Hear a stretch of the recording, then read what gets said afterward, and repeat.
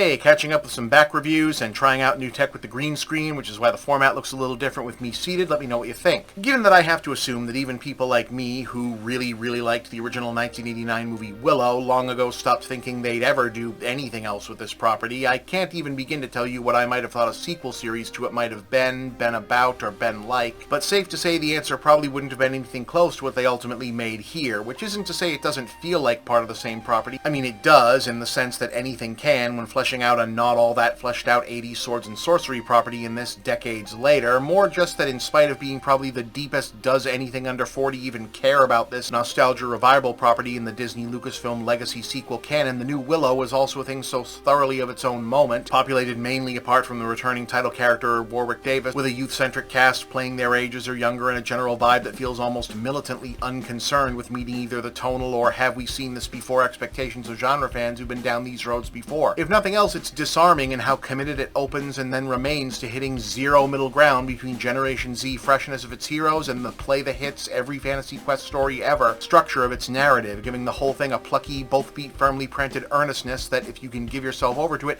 is utterly charming in a way that I never would have expected but ended up liking quite a bit as these things go. A lot of the time it feels like nothing so much as someone spending a lot of Disney's money to straightforward adapt a middle school D&D campaign with zero notes or embellishment. Just tons of sincerely excited, I am a knight, this is a princess, and we are on a quest. Will you please direct us to a wizard so we can procure a potion? Sir, energy. Or if you're my age, think Big Huck the Slayer vibes, but they spent a lot more money this time. And yeah, I ended up digging the hell out of it, man. Like I said, this is a sequel series to a movie from almost 35 years ago that was the opposite of a hit, and basically nobody remembers when it came out. And tonally, the basic idea was doing the Lucasfilm Amblin, good guys are contemporary, the bad guys are mostly old-timey Star Wars, Indiana Jones vibe, but this time in a straightforward high fantasy setting instead of space or Nazi versus explorers archaeology vibe. The sequel series keeps most of that energy with some stylistic this is a 2023 TV show curveball thrown in the use of music and aesthetic, which I kind of went back and forth on whether or not it works, but at the same time, relative to its time and place, this isn't really like medieval times. It's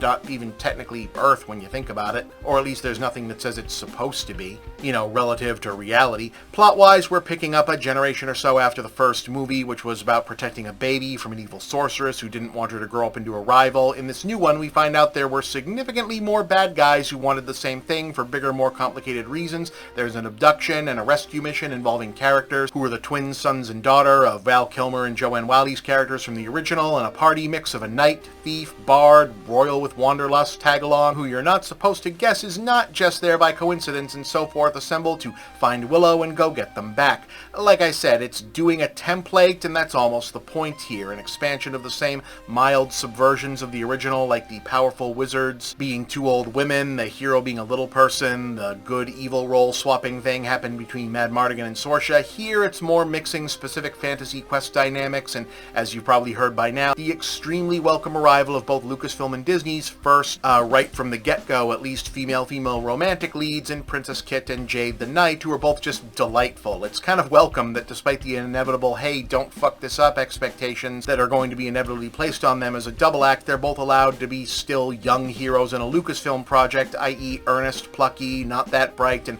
kind of constantly fucking up all the time. You can almost imagine any notes about potentially making them more competent as protagonists coming back with, nah, we're fine. They're only thing YA fantasy likes more than sword lesbians is disaster lesbians. It's gonna work. You know, there's a free-spirited, just having fun, making a thing energy to the whole production, even in the more serious points centering on Willow himself, where Davis generously cedes the big action, big emotion, big arc stuff to the younger cast and takes up the mantle of wizened elder figure for much of the proceedings, which keeps it from suffering the self-serious, look who it is, look where we are, do you know what this means legacy that hovers over too much of the Star Wars material that they make otherwise on Disney+.